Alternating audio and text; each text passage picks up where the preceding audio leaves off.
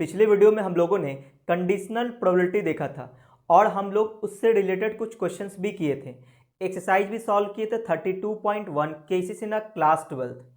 आज के इस वीडियो में हम लोग कंडीशनल प्रोबेबिलिटी से रिलेटेड जो भी प्रॉपर्टीज है उसको देखेंगे और हम लोग एक्सरसाइज भी सॉल्व करेंगे 32.1 केसेस इन अ क्लास 12। तो चलिए वीडियो स्टार्ट करते हैं। देखो, पिछले क्लास में हम लोग कंडीशनल प्रोबेबिलिटी देखे थे, कंडीशनल प्रोबेबिलिटी। देखो, कंडीशनल प्रोबेबिलिटी में हम लोग क्या देखे थे कि प्रोबेबिलिटी निकालना था इवेंट ए का जब बी हो चुका है ना। Probability of event A when B has already occurred. तो इसका फॉर्मूला निकल के आया था कि probability of A intersection B divided by probability of B.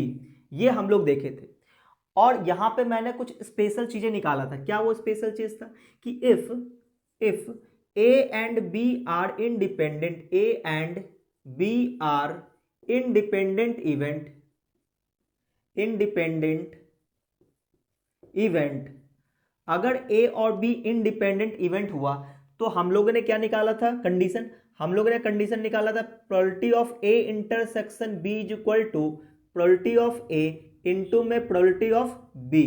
ये कंडीशन आया था कब, जब ए और बी इंडिपेंडेंट इवेंट हुआ तो। यानी हमारे पास अगर क्वेश्चन आए कि आप ये चेक कीजिए कि ए और बी यानी कि कोई भी दो इवेंट दिया रहेगा, वो दो इवेंट इंडिपेंडेंट है या नहीं, तो कैसे चेक करते थे।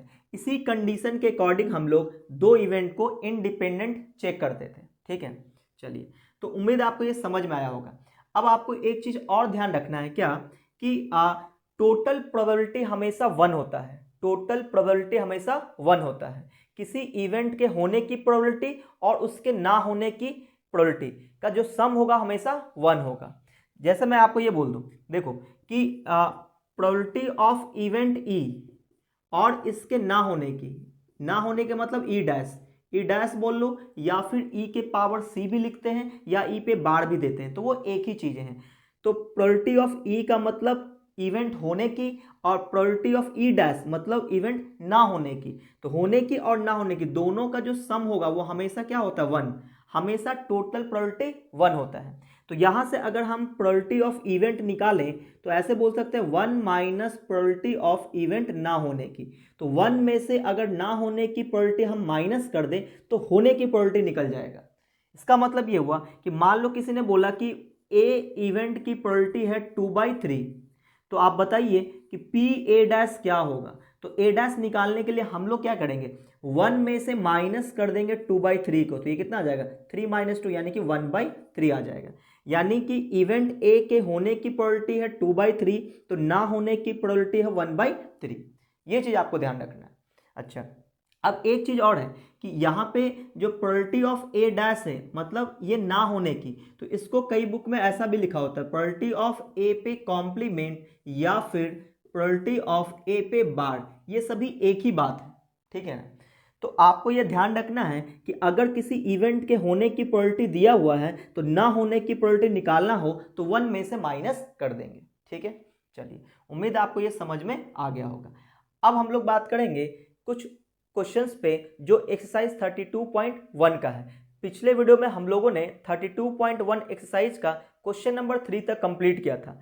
आज की इस वीडियो में हम लोग क्वेश्चन नंबर 4 से स्टार्ट करेंगे। लेकिन वीडियो स्टार्ट करने से पहले मैं आपको डेक ऑफ कार्ड के बारे में बता देता हूँ। ताश की गड्डी, डेक ऑफ 52 कार्ड्स। ताश की गड्डी को ही इंग्लिश में क्या बोलते हैं, डेक ऑफ कार्ड। तो यहाँ पे डेक ऑफ 52 कार्ड्स के बारे में थोड़ा आइडिया ले लेते हैं, इसके बाद हम लोग क्वेश्चन नंबर 4 स्टार्ट करेंगे। तो ये देखो, ये है प्लेइंग कार्ड्स। प्लेइंग कार्ड्स में टोटल 52 कार्ड्स होते हैं। ठीक है ना। अब देखो, प्लेइंग कार्ड दो टाइप्स के होते हैं। कौन कौन सा, एक होता है ब्लैक और एक होता है रेड। अब ब्लैक में भी दो टाइप होता है, एक होता है स्पेड जिसका फोटो ऐसा बना होगा, और एक होता है क्लब जिसका फोटो ऐसा दिखता है। ठीक है। और रेड में भी दो टाइप्स के होते हैं, एक हर्ट जो ऐसा दिखता है और डायमंड जो इस तरह का दिखता है। ठीक है। अब हर एक सूट्स, इसको एक सूट बोलते हैं ना। टोटल कितना, 4 सूट्स होते हैं। ठीक है। तो इसमें देखो सभी में क्या होगा, ए होगा, ए, मतलब यहाँ पे 1 नहीं होता है, एस होता है। ए को हम लोग यहाँ पे एस बोलते हैं, है ना। ये चारों के चारों क्या कहलाएगा, एस, ACES बोलते हैं, ठीक है ना। फिर 2 3 4 5 अप टू 10 तक। फिर उसके बाद जैक होता है, J फॉर जैक है यहाँ पे, जैक, क्वीन और किंग, सही ना। तो ये सभी में होता है इस तरह से, ठीक है। अब देखो अगर मैं पूछूं कि ब्लैक कार्ड कितने हैं, तो ये हो गया 13 और ये हो गया 13, तो 13 दूनी 26, टोटल 26 कार्ड्स होते हैं ब्लैक। तो ब्लैक में टोटल 26 कार्ड है ना, 26 ब्लैक और 26 रेड कार्ड होते हैं, ठीक है, ये ध्यान रखना है। अच्छा जो ए होता है उसको हम लोग एस बोलते हैं, ठीक है। और ये जो आपको दिख रहा है जे से, है ना, जैक, क्वीन और किंग, ये जो जैक, क्वीन और किंग, इसको फेस कार्ड बोलते हैं। फेस कार्ड क्यों बोलते हैं, क्योंकि इसके कार्ड के ऊपर फेस बना होता है ना, तो फेस कार्ड बोलते हैं। तो ये जो हमारा ये है इसको बोलते हैं फेस कार्ड, फेस कार्ड, ठीक है ना। और इसको हम लोग एस बोलते हैं। तो फेस कार्ड कितने हो गए, 3 3 6 3 9 3 12, टोटल 12 फेस कार्ड हो गए, है ना। फेस कार्ड कितना होता है, टोटल 12 होता है। अच्छा ये डिजिट कार्ड हो गया, है ना, ये हो गया डिजिट कार्ड, डिजिट लिखा होता है इसमें, डिजिट कार्ड, सही है। अच्छा तो एस कितने होते हैं, तो एस होते हैं टोटल 4, है ना, 2 ब्लैक का 2 रेड का। सभी में ब्लैक और रेड होते हैं, है ना। जैसे मान लो कि 2 है तो 2 ब्लैक होगा और 2 रेड होगा, 3 है 2 ब्लैक होगा 2 रेड होगा, 4 है 2 ब्लैक होगा 2 रेड होगा। देखो जैक है तो 2 ब्लैक का जैक होगा 2 रेड का जैक होगा। क्वीन है तो 2 ब्लैक का क्वीन होगा 2 रेड का क्वीन होगा। फिर किंग है तो 2 ब्लैक का किंग होगा 2 रेड का किंग होगा। ये आपको ध्यान रखना है। अच्छा अब यहां पे क्या है कि एस और फेस कार्ड को मिला दें तो टोटल 12 4 16 कार्ड होगा। तो इसको हम लोग ऑनर कार्ड बोलते हैं, है ना। Face plus face card plus S को अगर हम लोग काउंट कर दें तो टोटल 16 हो जाएगा, उसको ऑनर कार्ड बोलते हैं, ठीक है ना। तो ये सब चीजें बीच बीच में आता रहेगा जिसका यूज होता रहेगा, सही ना। तो आप लोग इसको देख लो और इसका स्क्रीनशॉट ले लो अगर आपको जरूरत है, क्योंकि इसका यूज बार बार होगा, क्वेश्चन में बार बार इस तरह से देखने को मिलेगा, सही ना। तो आप चाहो तो इसका स्क्रीनशॉट ले सकते हो। तो अब हम लोग एक्सरसाइज स्टार्ट करते हैं 32.1 केसीसी ना क्लास 12। पिछले वीडियो तक हम लोगों ने क्वेश्चन नंबर 3 तक कंप्लीट किया था। तो आज के इस वीडियो में हम लोग क्वेश्चन नंबर 4 से स्टार्ट करेंगे, ठीक है ना। देखो क्वेश्चन नंबर 4 में लिखा है 1 card is drawn at random from a pack of well shuffled deck of 52 card. Deck of 52 card का मतलब होता है ताश की गड्डी, है ना। तो डेक ऑफ कार्ड मतलब ताश की गड्डी। Deck of 52 cards. In which of the following cases are the events E and F independent? अच्छा हमसे ये पूछा जा रहा है कि 2 केसेस दिया हुआ है, कौन सा वाला केस है जिसमें दोनों इवेंट्स जो है वो इंडिपेंडेंट होगा, यानी इंडिपेंडेंट इवेंट हमें चेक करना है, ठीक है ना। वो 2 केस कौन सा है, तो वो देखो 4 में जो पहला नंबर दिया है उसमें ई दिया है ना। ई एक इवेंट है, बोला गया है the card drawn is an ace और a jack. The card drawn is an ace। Ace बोले तो एक का, है ना, एस जो ए लिखा था मैंने, और अ जैक, ठीक है, और अ जैक। और दूसरा एफ है, दूसरा इवेंट है एफ, इसमें लिखा the card drawn is an ace और a queen. The card drawn is an ace और अ क्वीन, सही ना। और दूसरा केस है, दूसरा केस चलो यहां पे लिख लेते हैं, सेकंड केस। सेकंड केस में है यहां भी 2 इवेंट है, the card drawn is red, the card drawn is red, ठीक है। और दूसरा इवेंट है एफ, इसके बारे में बोला गया the card drawn is an S, the card drawn is an S, ठीक है। हमें यह बताना है कि इन दोनों केस में से कौन सा वो केस है जिसमें इवेंट जो है वो इंडिपेंडेंट होगा। तो इंडिपेंडेंट इवेंट चेक करने के लिए आपको ये कंडीशन चेक करना पड़ेगा, क्या कि probability of A intersection B is equal to probability of A into probability of B. ये चेक करना पड़ेगा। यहां पे ए और बी की जगह ई और एफ है, तो हम लोग क्या चेक करेंगे, probability of E intersection F is equal to probability of E into probability of F. अगर ये बराबर हो गया तो बोलेंगे इंडिपेंडेंट इवेंट है, ठीक है।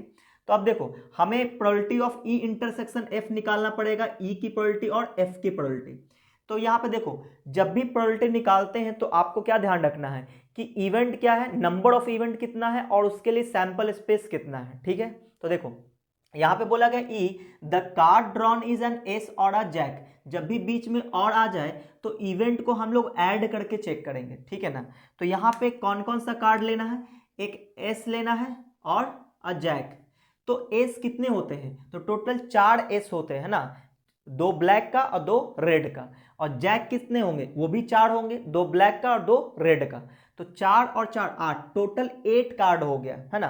तो यहाँ पे अगर हम लोग बोलें कि number of event, number of E कितना होगा, टोटल होगा 8, ठीक है।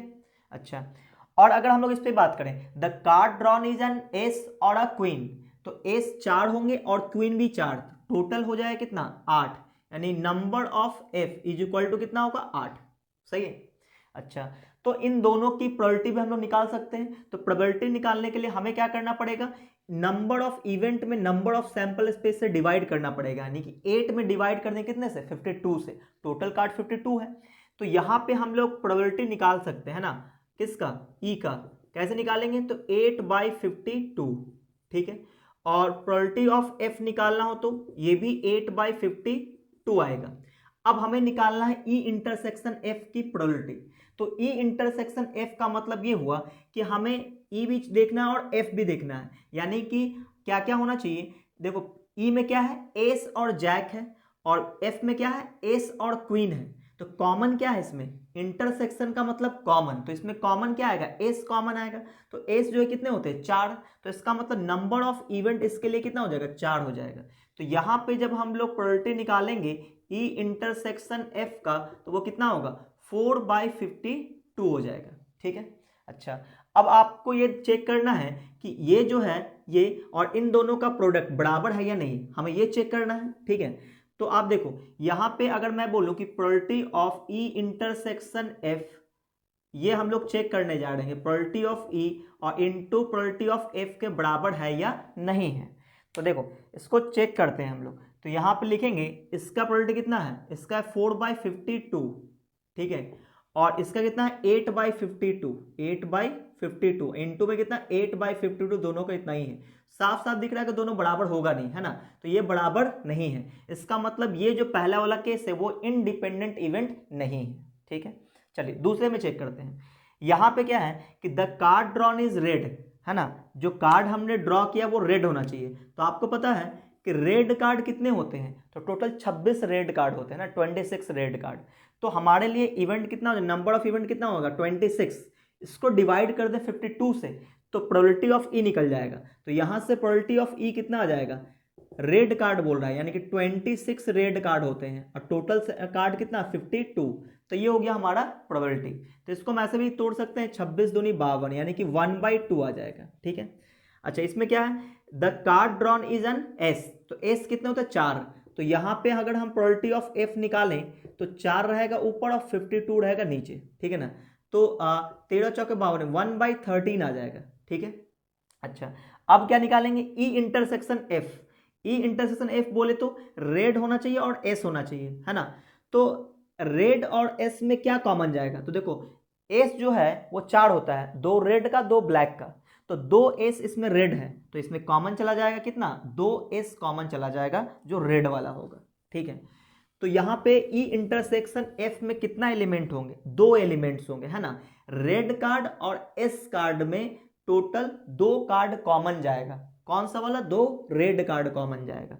तो यहाँ पे हम लोग बोलेंगे कि probability of E intersection F निकालना हो तो इसमें कितना एलिमेंट आएगा, 2 आएगा, टोटल कितना 52, तो ये कितना आ जाएगा 1/26, ठीक है।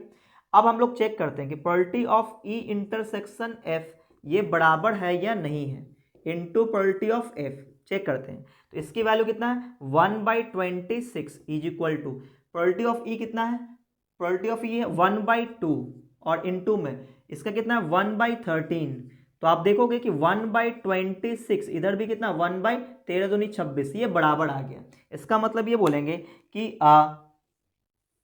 सेकंड के, है ना, सेकंड जो केस है हमारा, जो सेकंड केस है इज इंडिपेंडेंट इवेंट,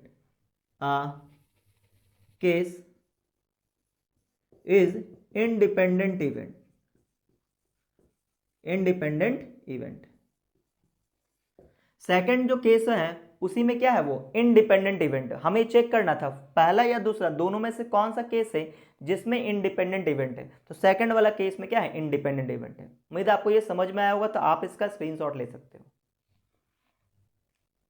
तो अब देखो क्वेश्चन नंबर 5। क्वेश्चन नंबर 5 में है, if two events A and B are such that P of A is equal to 0.6, P of B is equal to 0.2 and P of A union B is equal to 0.8 are the two events A and B mutually independent। हमसे पूछा जा रहा है कि A और B independent है या नहीं है। कुछ डेटा गिवन है, ठीक है ना। तो वो डेटा एक बार हम लोग लिख लेते हैं। गिवन में क्या है, गिवन में प्रोबेबिलिटी ऑफ A दिया है कितना, 0.6।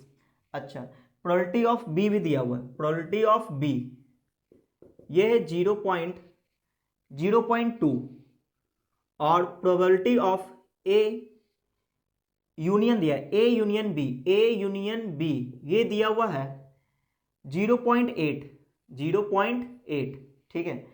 Are the two events A and B mutually independent. हमसे ये पूछा जा रहा है कि ए और बी इंडिपेंडेंट है या नहीं है। तो इंडिपेंडेंट इवेंट चेक करने के लिए हमें क्या क्या चाहिए होगा कि ए इंटरसेक्शन बी की प्रोबेबिलिटी चाहिए होगा। लेकिन यहाँ पे इसने प्रोबेबिलिटी किसका दे दिया, ए यूनियन बी का।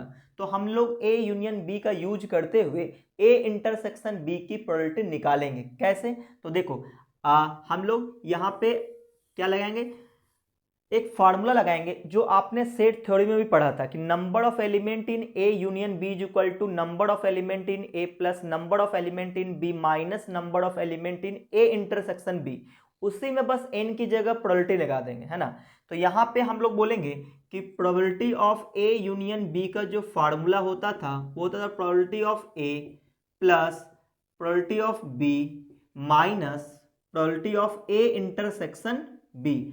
और हमें यही ए इंटरसेक्शन बी की वैल्यू चाहिए है। तो यहाँ पे इन सब की वैल्यू दिया हुआ है। इसका वैल्यू कितना है, इसका value 0.8 is equal to P of A की value 0.6 plus P of B की value 0.2 minus probability of A intersection B, ये हमें निकालना है। तो इसका वैल्यू जब निकालना हो तो कितना आएगा, ये आ जाएगा 0.8 इज इक्वल टू 0.8 आ जाएगा, है ना, minus probability of A intersection B. तो यहाँ पे ए इंटरसेक्शन बी कितना आने वाला है, probability of A intersection B आ जाए कितना, 0 आ जाएगा। इसका मतलब ये हुआ कि ए और बी क्या है, म्यूचुअली एक्सक्लूसिव इवेंट है। म्यूचुअली एक्सक्लूसिव मतलब कुछ भी कॉमन नहीं है, इसलिए प्रोबेबिलिटी इसका कितना आ रहा है, 0 आ रहा है। तो यहाँ पे हम लोग ये कह सकते हैं कि चूंकि ए इंटरसेक्शन बी की वैल्यू 0 आ गया, तो P of A intersection B को अगर हम देखें तो P of A into P of B के बराबर होगा, तो बिल्कुल नहीं होगा। ये इसका वैल्यू 0 है। प्रोबेबिलिटी ऑफ A कितना दिया हुआ, 0.6 और इंटू में कितना, प्रोबेबिलिटी ऑफ B दिया 0.2। तो ये क्या है, बराबर नहीं है। क्योंकि ये बराबर नहीं है तो हम लोग बोलेंगे क्या कि इसका आंसर क्या होगा, नो, यानी कि ये इंडिपेंडेंट इवेंट नहीं है। तो उम्मीद आपको ये समझ में आया होगा। तो आप चाहो तो इसका स्क्रीनशॉट ले सकते हो। तो अब देखो, क्या हम लोग हमेशा इंडिपेंडेंट इवेंट प्रूफ करने के लिए सिर्फ इसी फॉर्मूले की यूज करेंगे जो अभी मैंने अब देखा था? नहीं, कुछ और भी चीज़ें हम लगा सकते हैं। जैसे मान लो कि मैंने आपको बोला कि probability of A union B, तो ए यूनियन बी के होने की प्रोबेबिलिटी की बात हो रही है, तो ये जो है बराबर होगा किसके, 1 माइनस प्रोबेबिलिटी ऑफ ए के ना होने की, है ना, ए यूनियन बी पे डैश। मैंने आपको बताया था कि अगर ए की प्रोबेबिलिटी है तो ना होने की प्रोबेबिलिटी इसको हम ऐसे बोल सकते हैं 1 minus P of A dash बोल सकते हैं, है ना। एक में से ना होने की प्रोबेबिलिटी हटा दिया जाए तो होने की प्रोबेबिलिटी निकल जाता है। उसी तरह से ये मैंने लिखा है कि probability of A union B is equal to 1 minus probability of A union B का डैश। सही है, ऐसा हम लोग लिख सकते हैं। ठीक है, चलिए अब यहाँ पे देखो, अगर मैं आपसे बोलूं कि यहाँ पे डिमॉर्गन्स लॉ भी लगा सकते हैं, जो आपने सेट थ्योरी में पढ़ा था, वो क्या होता है वो सुनो। कि आपने ये पढ़ा था कि number of element in A union B पे डैश हो, तो आप इसको ऐसे लिखते थे कि नंबर ऑफ एलिमेंट इन, ये जो डैश है इंडिविजुअली दे देंगे, लेकिन यूनियन की जगह क्या लग जाएगा, इंटरसेक्शन लग जाएगा, तो यहाँ लग जाएगा ए डैश और बी डैश। ये आपने पढ़ा था। और आपने ये भी पढ़ा होगा, मान लो ऐसे लिखा होगा number of element in A intersection B पे कॉम्प्लीमेंट लगा हो, तो इसको आप ऐसे लिख सकते हो, नंबर ऑफ, इंटरसेक्शन की जगह यूनियन हो जाएगा, और ये डैश आप इंडिविजुअली दे सकते हो, अलग अलग दे सकते हो। यही था डिमॉर्गन्स लॉ। ठीक है, चलिए तो अभी हम इस पे बात करते हैं कि probability of A union B है, तो इसको हम इंडिविजुअल देना चाहें तो यहाँ पे आ जाएगा यूनियन की जगह इंटरसेक्शन, और यहाँ पे आ जाएगा ए डैश और बी डैश, ऐसा हम लोग लिख सकते हैं। ठीक है ना। तो अगर ए और बी इंडिपेंडेंट इवेंट हुआ तो probability of A intersection B किसके बराबर होता है, प्रोबेबिलिटी ऑफ ए इंटू में प्रोबेबिलिटी ऑफ बी, इसके बराबर होता है। तो यहाँ भी अगर ए और बी इंडिपेंडेंट हुआ तो आपको ये ध्यान रखना है कि ए और बी अगर इंडिपेंडेंट है तो ए और बी डैश भी इंडिपेंडेंट होगा, ए डैश और बी भी इंडिपेंडेंट होगा, ए डैश और बी डैश भी इंडिपेंडेंट इवेंट होगा। ये आपको ध्यान रखना है कि ए और बी अगर इंडिपेंडेंट इवेंट है तो ए और बी डैश भी इंडिपेंडेंट होगा, ए डैश बी भी इंडिपेंडेंट होगा, ए डैश बी डैश भी इंडिपेंडेंट होगा। तो यहाँ पे अगर मैंने मान लिया कि ए और बी अगर इंडिपेंडेंट इवेंट है तो इस चीज को लिख सकते हैं probability of A dash into probability of B dash, ऐसा भी हम लोग लिख सकते हैं। कब, ये तभी लिख सकते हैं when A and B are independent event, independent event. ठीक है, ए और बी कैसा है, अगर ए और बी इंडिपेंडेंट इवेंट हुआ तो probability of A union B को हम लोग ऐसा लिख सकते हैं। ठीक है ना, ये आपको ध्यान में रखना है। अच्छा, इससे पहले एक और फार्मूला हम लोग देख चुके हैं, ये वाला probability of A intersection B equal to P of A into P of B, लेकिन कब, जब ए और बी इंडिपेंडेंट हो तब। और यहां पे हमने ये भी देखा कि अगर ए और बी इंडिपेंडेंट है तो ए और बी डैश भी इंडिपेंडेंट होगा, है ना, ए डैश बी भी इंडिपेंडेंट होगा और ए डैश बी डैश भी इंडिपेंडेंट होगा। अच्छा, तो अब आते हैं हम लोग क्वेश्चन नंबर 6 पे। देखो क्वेश्चन नंबर 6 है, इसमें गिवन क्या है वो सुनना।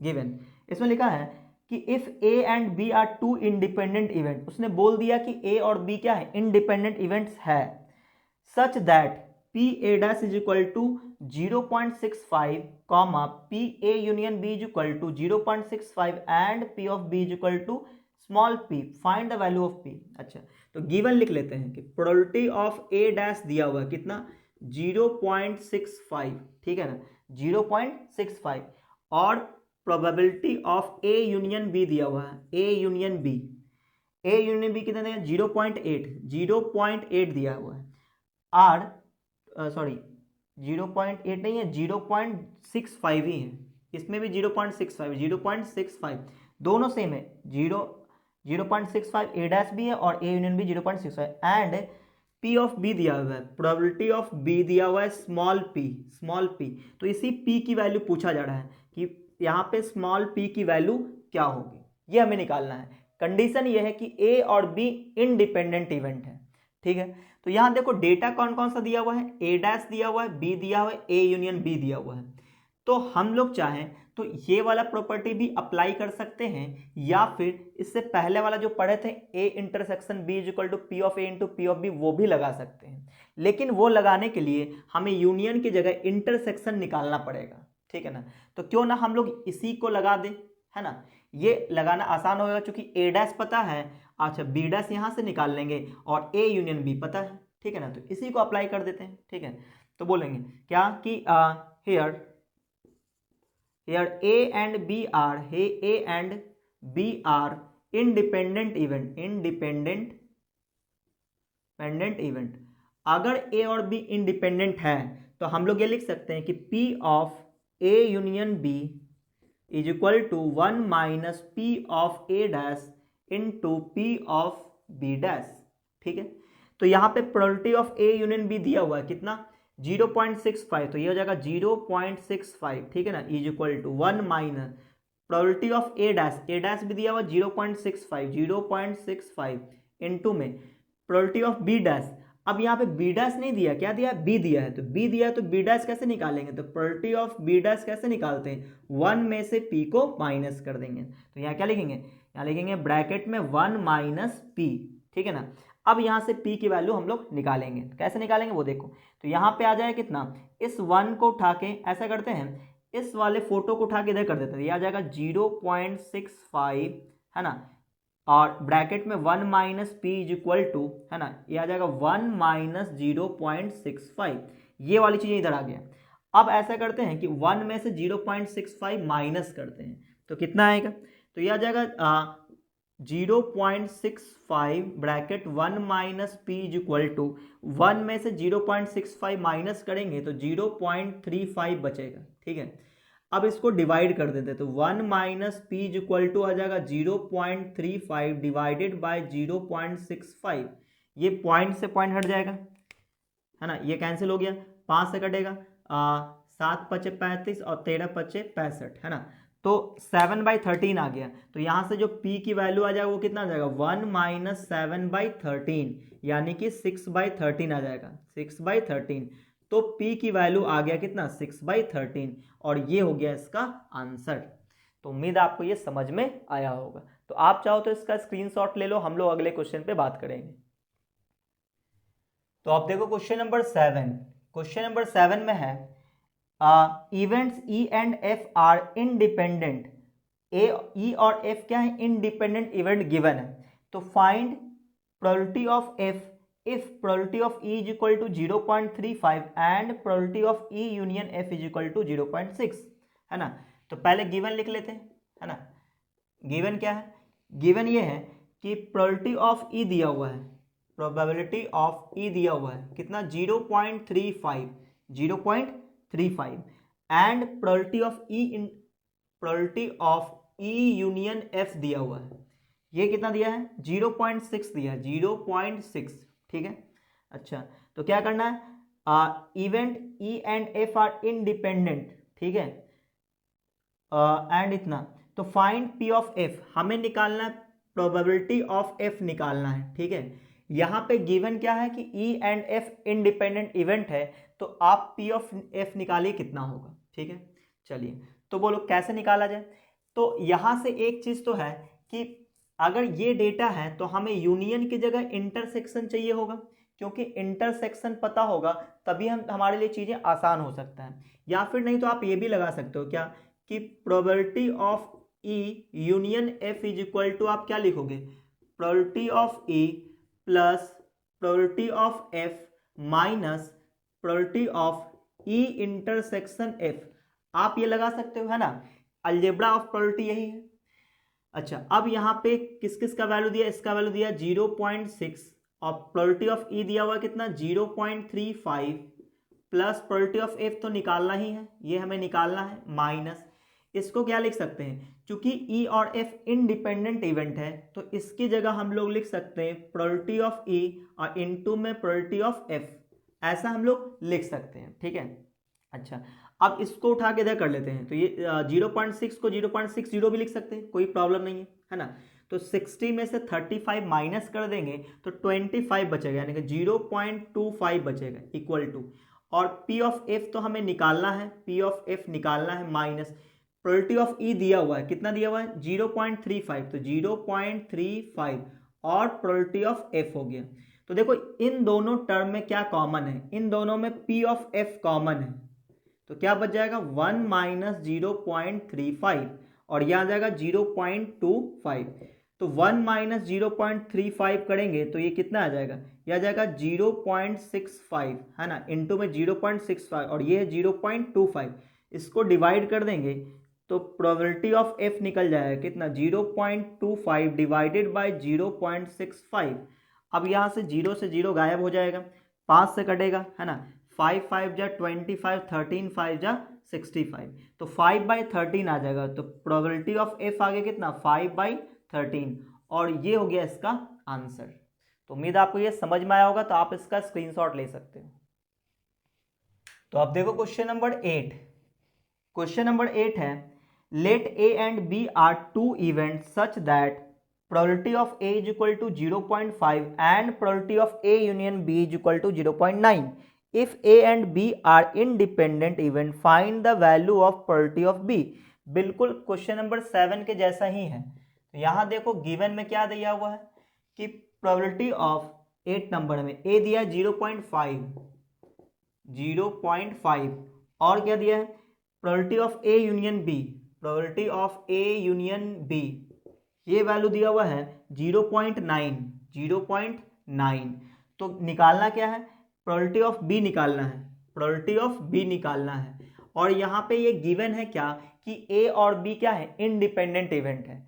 तो ये तो बिल्कुल उसी टाइप का क्वेश्चन है जैसा क्वेश्चन नंबर 7 था। तो यहाँ पे भी हम लोग लिख सकते हैं कि probability of A union B is equal to probability of A plus probability of B minus probability of A intersection B, ऐसा लिख सकते हैं।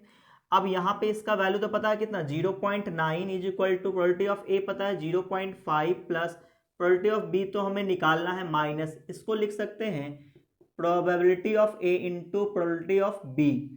यहाँ पे ये वैल्यू उठ के इधर आएगा 0.4 बच जाएगा, और प्रोबेबिलिटी ऑफ बी तो हमें निकालना है तो ये कॉमन ले लेंगे तो यहाँ क्या बच जाएगा 1 माइनस, और प्रोबेबिलिटी ऑफ ए की वैल्यू दी है 0.5, ठीक है। तो ये कितना बच जाएगा प्रोबेबिलिटी ऑफ बी और इनटू में आ जाएगा 0.5 बच जाएगा, यहाँ 0.4, तो प्रोबेबिलिटी ऑफ बी आ जाएगा 0.4 अपॉन में 0.5 यानी कि 4/5 इसका आंसर होगा, ठीक है ना। तो बिल्कुल क्वेश्चन नंबर 7 के जैसा था। तो अब देखो क्वेश्चन नंबर 9। क्वेश्चन नंबर 9 में है an unbiased die is tossed twice.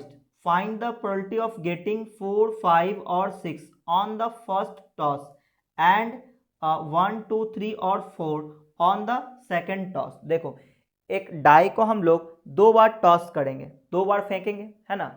तो पहले वाले में क्या आना चाहिए 4, 5 और 6 ऑन द फर्स्ट टॉस, और दूसरे वाले में 1, 2, 3 और 4 ऑन द सेकेंड टॉस।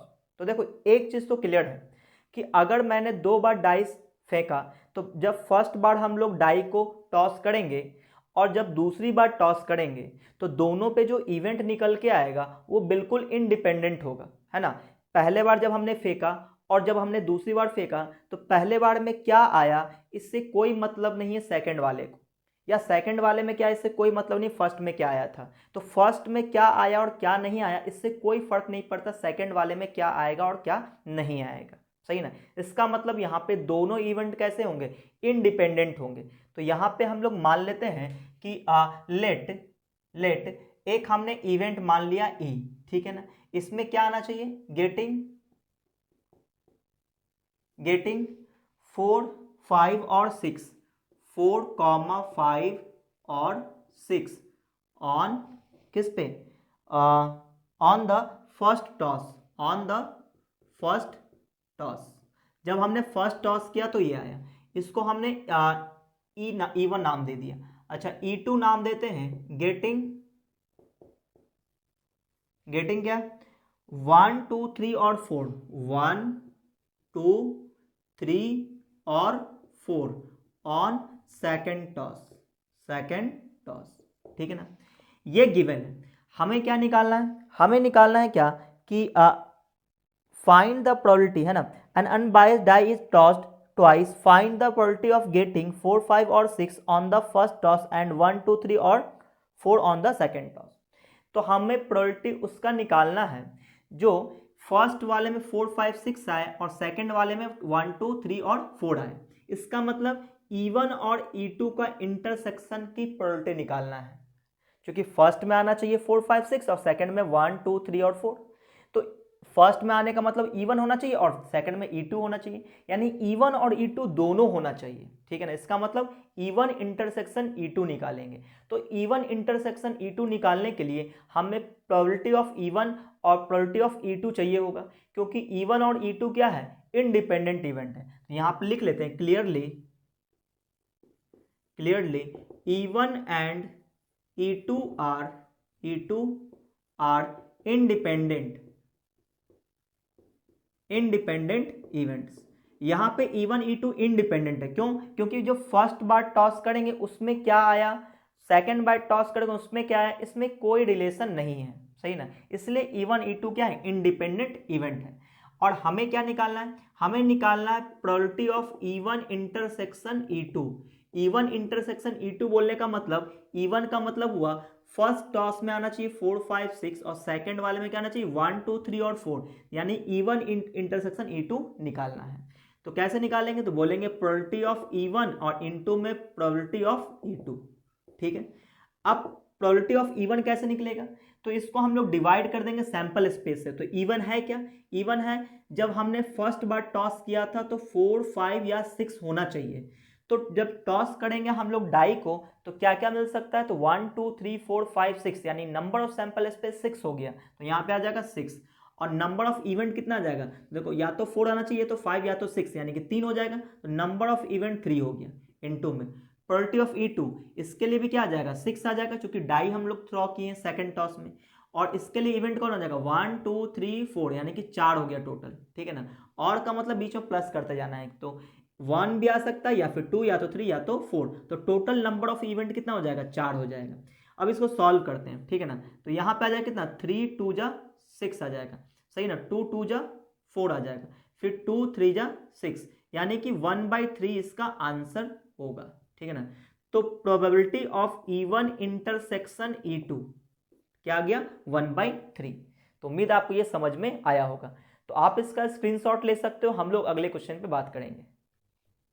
अब देखो क्वेश्चन नंबर 10, क्वेश्चन नंबर 10 में है a bag containing 3 red and 5 black ball and another bag containing 6 red and 4 black ball, a ball is drawn from each bag, find the probability that both are red, और दूसरा में है black.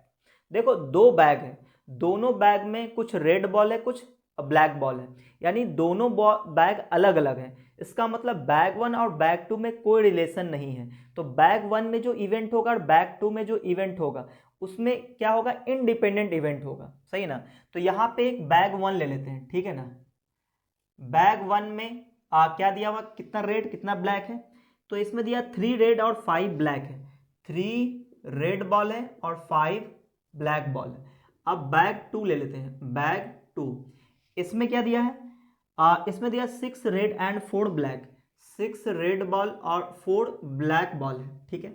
अच्छा, अब यहाँ पे ये पूछा जा रहा है कि एक एक बॉल दोनों में से निकालेंगे, सही ना, एक बॉल बैग 1 से एक बॉल बैग 2 से, और हमें दोनों बॉल चाहिए कैसा, रेड चाहिए, है ना। पहला कंडीशन क्या है, पहला इसमें है दोनों बोथ आर रेड, है ना, बोथ आर रेड, दोनों रेड बॉल होना चाहिए, ठीक है। तो इसकी प्रोबेबिलिटी क्या होगी, तो अब देखो हम लोग कैसे निकालेंगे। यहां से एक चीज क्लियर है कि जो दोनों इवेंट होने वाला है बैग 1 से या बैग 2 से, दोनों इंडिपेंडेंट इवेंट होगा। बैग 1 से अगर हम कोई बॉल निकालें और बैग 2 से निकालें तो दोनों में आपस में कोई रिलेशन नहीं है, ठीक है। तो यानी दोनों इंडिपेंडेंट इवेंट है। तो हम लोग निकालेंगे तो यहाँ पे ऐसा रख लेते हैं कि E1 नाम देते हैं, E1 है ना, कि getting red ball, getting red ball from bag 1, from bag 1, bag 1 से रेड बॉल आने का जो इवेंट है उसको हमने E1 मान लिया। और E2 ले लेते हैं, getting red ball from bag 2, bag 2 से जो रेड बॉल आएगा उसको हमने E2 मान लिया। लेकिन हमें दोनों बॉल ब्लैक चाहिए, सॉरी दोनों रेड बॉल चाहिए, यानी हमें चाहिए probability of E1 intersection E2, और हमें पता है कि ये दोनों इवेंट कैसा है, इंडिपेंडेंट इवेंट है। तो यहां पे आप लिख सकते हो clearly E1 and E2 are independent events. इसलिए हम लोग लिख सकते हैं probability of E1 intersection E2 निकालना है तो हम लोग प्रोबेबिलिटी ऑफ E1 निकालेंगे इनटू प्रोबेबिलिटी ऑफ E2 निकालेंगे, ठीक है ना।